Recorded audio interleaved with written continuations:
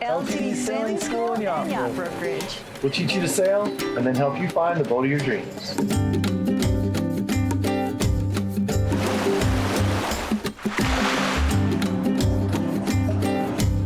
LTD Sailing, living the dream. Hi, I'm Chris. I'm Crystal. And we're here with LTD Sailing School and Yacht Brokerage. Today we're in Spacious Marine, one of the 3 boatyards located here in Grenada. And this one is one of my favorites. Well, it's on the same bay as, it's on Prickly Bay, which is where our office is, just across the bay. So. Yeah, and that's what you'll hear in the background is they're moving boats around right now, even though the yard is essentially closed. But we've waited till after 4 so they would quiet down. It's quieter than it was, but it's still an active boatyard. Yeah. So, yeah, just so you know, if you hear anything going on, that's what it is. Today we're on Kit and Caboodle. Kit and Caboodle. It's a 2015 Leopard 44. 4 cabin, 4 head. 4 cabin, 4 head. Nice boat. It's a good sized boat. I don't think there's one of these that wasn't in charter. These were Well, all I think the charter. 4 cabins, you had to put them in charter, right? Yeah. You couldn't buy one. It was unless hard. You had to at least, they had an exclusive deal with Sunsail Moorings and they were selling all of these into the program. So, yeah. So if you're looking at one of these, you're looking at a former charter boat. Guaranteed. This one has some history.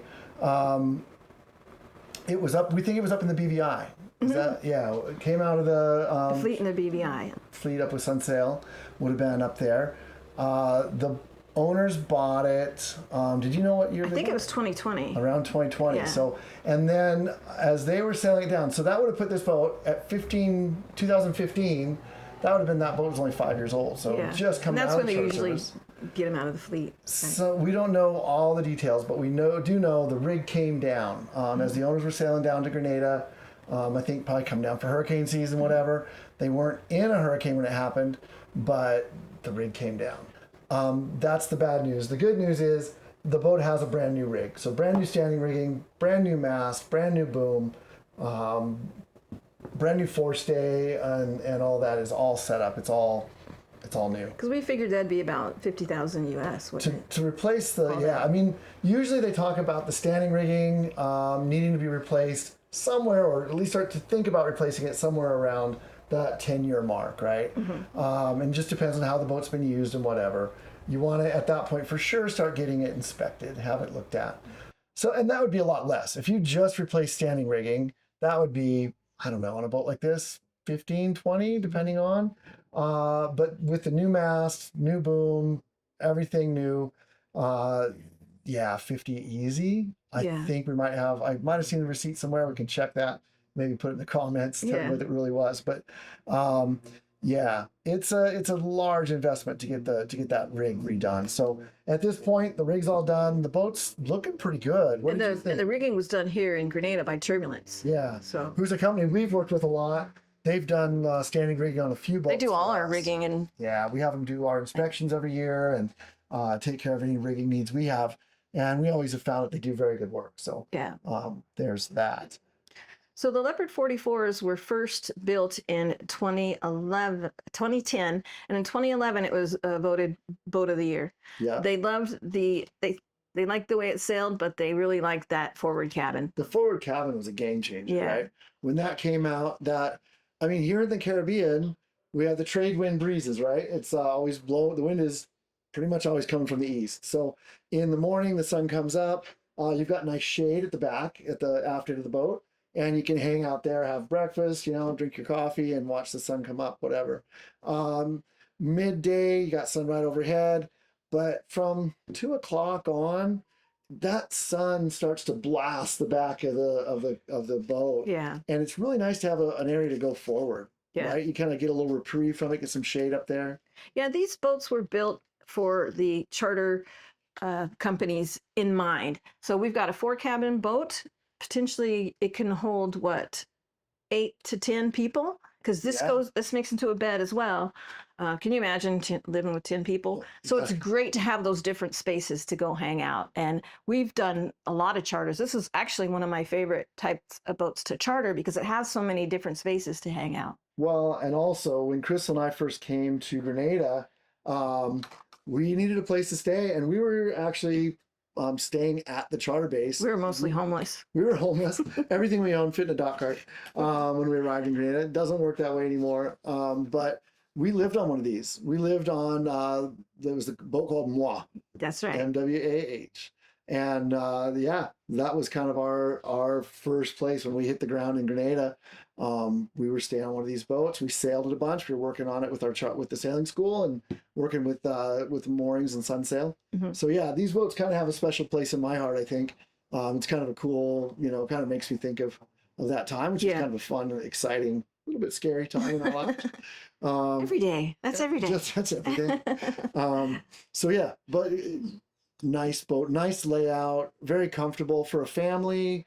If you're going to do like small charter operation, yeah, it's a great layout. It's very comfortable. It's like condo on the water type of situation. The other thing I want to say about that forward door is the amount of ventilation it lets in. Oh yeah.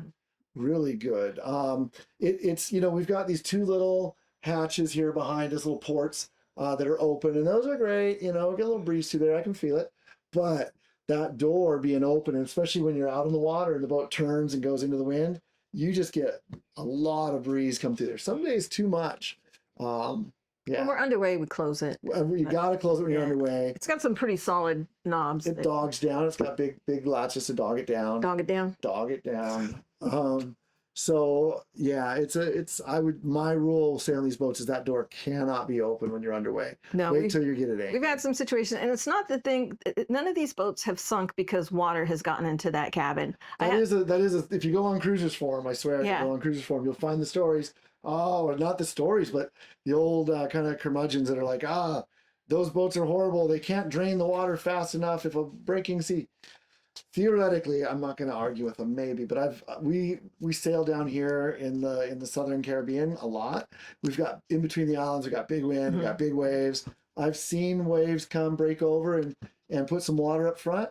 I've never seen it fill though. No, I've never seen it do anything like that. The way the boat's designed, it just doesn't happen. But there's other boats that have similar. Chris White's have that type of cockpit in the front there. I mean, I don't want to try and equate a Chris White to a Leopard 44. Chris White's kind of has a special place in my heart for a whole different set of reasons. Love those fast performance kind of utilitarian design boats. I love them, but yeah, it's a different animal, but yeah, the same forward cockpit this isn't the first time that's happened. So yeah. It works. Yeah. What else did you notice about the boat? I mean, I guess just condition wise, how do you feel about the boat? Well, I noticed that they have 3 new mattresses down there. 3 new mattresses? Yeah, okay. And they're thick. They're nice. I was opening up the windows and I was like, oh, this is really nice. They're really thick. Yeah. One of them has the original mattresses, and you can really tell. You can tell the difference. Yeah. But the other thing I noticed on that line is all the fixtures in the bathroom. They're all, and I think the kitchen as well, as I'm looking at it, they don't have corrosion. A lot of times you get on these older charter boats and those bathroom fittings will be all corroded, and they just don't look good. But yeah, so new fittings in all the bathrooms for the sinks and all that. So that's a nice feature. Yeah. I mean, just getting on the boat, it's really easy to get on the boat. They have the 2 extensions on the back. What do you call those? Yeah, the sugar scoop. Sugar scoops, yeah. And then just coming forward, the one of the seats has the back rest that can flip back and forth. This one, that one right there. Yep. And so if you need to put on your swimming gear or your snorkel gear, or your scuba gear, a place to sit there. and then when you have dinner, you flip it back, and then everybody has a place to sit. Seating, yeah. No, that's for sure. That's a nice feature. The captain's seat is up out of the way of everybody, so he doesn't have to be bothered, or she doesn't have to be bothered when they're. But it's not so isolated as you'd see on a lagoon with the fly bridge, right? Yeah, you can still hear all the gossip. You can be part of the conversation. You're just not distracted by all of it. It is just high enough. I found I took a look when I was up there just to be sure, remind myself. You can see all 4 corners. Port bow is a little tricky, but I can see the bow. I can see the bow pulpit, and so if I can see the bow pulpit, I know where the bow's at. That's what I need. That's really handy for close quarters maneuvering, coming in and out of a marina, stuff like that. Yeah. And the dinghy davits have power switch. Yeah, electric lift on that. That was one of the big upgrades kind of when these boats came around too. They had that little winch. It's up in the roof mounted there. Just a little button just lifts it up, drops it down. Makes life easy. Yeah. compared to grinding a winch or trying to pull it by hand, that's way better. Yeah. Nice setup there. Yeah. The other thing back there is I did talk about the back end getting blasted by sun in the late day, but this boat actually has a ton of solar on the back. It's four 400-watt panels back there. Check me in the comments. We'll put the real numbers up there. But there's a lot of solar. This boat is equipped currently with 4 AGM batteries. If I was going to upgrade something on the boat, I would let those go until they're done, but I would want to think about putting converting over to lithium. And you could put enough lithium in there to run every system on this boat for days and be able to charge it back up with the solar. So this has AC? Air conditioning, yeah. 2 AC units, 1 for each side. And it also has a generator, so you can run that. Now, if you want to get fancy and really upgrade the boat, you could probably go with more efficient air conditioning units, the new DC variable load compressor units that are way more efficient. And you could then maybe run that off the lithium. But currently, with the setup the way it is, not having to put any more money into the boat, you've got a generator, you can run that, you can run your AC, very comfortable. Does it have a water maker? It does. Yeah. Yeah, there's a water maker. I have to check the gallons per hour on it, but yeah, nice water maker installation. And what I love about it, it's not the completely automated kind. You actually got to look at the dials. You got to crank up the pressure, and I just find that I don't know, somehow satisfying being able to turn knobs and increase the pressure. And you don't have to crawl under anywhere to check the water. No, it's right there. Just in the hallway. Yeah. Now, I noticed there's a water filter on this faucet. Did you notice that? Yeah. Yeah, like one of those reverse osmosis filters or whatever, just to make if you're running tank water that you get off the dock, it just, makes it taste a little bit better. Yeah. Which is nice. So this interior is called Ash Light. Ash Light. And it's very light. It's very light. And airy. I love this color. It's not, bright white, but it's just enough off to make it. It brightens the boat up, but it's not glaring. It's relaxing. It's a comfortable feel. Also, we've got the screens on the side windows. So that's blocking out a lot of light. And also it keeps the boat a lot cooler inside, just keeps that temperature down a little bit. In the front, we've got that nice kind of brim or brow over the front. So we're going to avoid most of that UV coming in there. That cockpit area has a couple of different table configurations on it. Right now, there's some tanks in a sail there. I think that's actually the jib that is up there. But yeah, clear that stuff away, put it where it goes. And then, you've got that nice lounging area up there with 2 little cocktail tables that just kind of fold up. And they fold away if you need them. There's some storage up there for your fins and snorkels and stuff. One table goes down to make a chair if you want. Yeah, make some different seating options. Configurations. These boats, they sail okay. It's a production boat. It's not a performance sailing cat. But as cats go, they do okay. I mean, it's a production cat. I can attest to you, these boats will tack. Sometimes you hear people say, it's a cat, you got to start the engines to tack. We've used these in our sailing school a bunch. These boats will tack. They sail decent upwind. If anybody tells you they'll sail higher than 50, they're stretching the truth. And if you can't get a cat to tack, you could take one of our classes and we can show you how to do it. Show you how to do it. We'll make sure it will tack for you. We'll show you how to make it happen. Yeah. Great. What else? We took a look in the engine compartments. They look okay. They look kind of, they're clean. I'm sure those are original engines. We'll have to check the engine hours. But they're still serviceable. They're still running. And running good.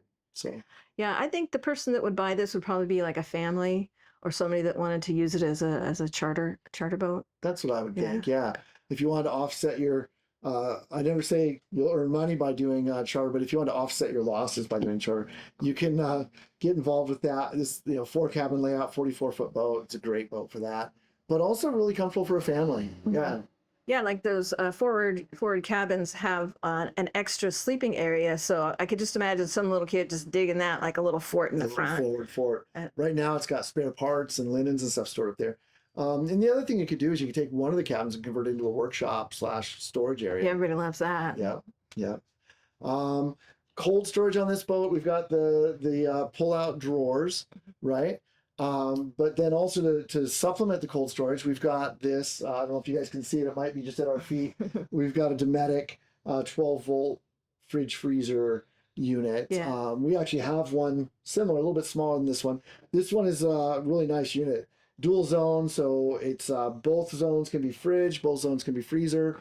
One can be fridge, one can be freezer, whatever you want. They're really efficient and they make ice. They work great. I think that would be really great underway, so you don't have to open the drawers, because that can be problematic, opening the drawers and getting your toe smashed. And everything kind of all of your stuff organization, when you pull the drawer out, you lose all your cold, so it's not as efficient. So being able to have a top loading 12-volt fridge is a great option. So just thinking about, if you were going to buy this boat, Crystal, like what changes would you want to make to it? I don't know, floating animal. Floating animal? Yeah. I mean, we already mentioned lithium. I would probably go to lithium. That's a nice change, and you'd really increase your usable amp hours a lot. So we already talked about one change I'd want to make would be the lithium. Just upgrading that house battery bank to lithium, you'd have so much more usable amp hours. That would be a really nice upgrade. I don't know what else. The boat, so we talked about it has a brand new standing rig. It needs a mainsail and it needs a mainsail cover. There's no way around that. You're going to need those items. Yeah, because we talked about kind of the average cost of something like that. Yeah, sails are kind of, well, anything you want to spend, but I would guess for a mainsail for this boat, fully batten mainsail for a 44-foot cat, for a good quality sail, you're looking at between, I'd say around 15,000 to start. Yeah. But then you have a brand new mainsail, which is going to help your... And that's going to last you for years. Yeah. They talk about the usable life of a sail is about 5 years. That's in prime condition. That's with no loss of shape. A Dacron main will continue to have a useful life for another 5 years after that. Typically pretty easily. The jib on this boat, I think it's used. It seemed to make it look like it was in decent shape. So yeah, you're looking at needing a new main, a new stack pack or sail bag, and the dinghy's in great shape. It's a nice dinghy. Barbecues, it actually has 2 barbecues. You get to take your choice. It has one charcoal barbecue and then it has one propane that's also plumbed in. Yeah, it's kind of really fairly ready to go. Yeah, I think it's fairly ready to go. Yeah. Just need to get that mainsail situation sorted out and you'd have years of cruising. Yeah. The bottom paint was done recently. Okay. Yeah.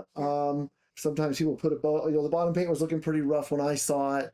I don't know what paint they put on or how much they put on, but I'd run it for a season and see how it goes. And then typically with our boats anyway, we're pulling them out once a year and touch up the bottom paint. And so, yeah, I think it's, yeah. Well, it's got all the dishes, it's got the pots and pans, it's got the bedding. Just bring your bathing suit. Bring your swimsuit. All right. Well, cool. I think we've gone through this boat pretty good. Yeah. And we've got some nice video to go with it. Thanks for watching, you guys. If you have any questions about this boat or any others, let us know. We'll put a link to the listing in the description. As soon as that goes live, we'll have that all up. And let us know if you have any questions. All right. All right. Bye. Bye.